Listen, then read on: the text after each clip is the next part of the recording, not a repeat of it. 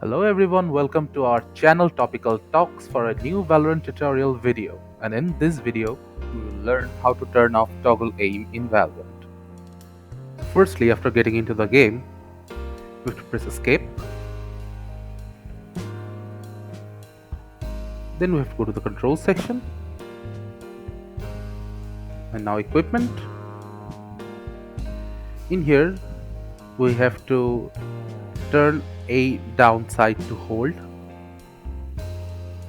And after getting out of the range, let's equip a weapon. And now, the aim down sight will not be toggle anymore, rather it will be on hold. So if you hold down your right click button, you will be able to aim.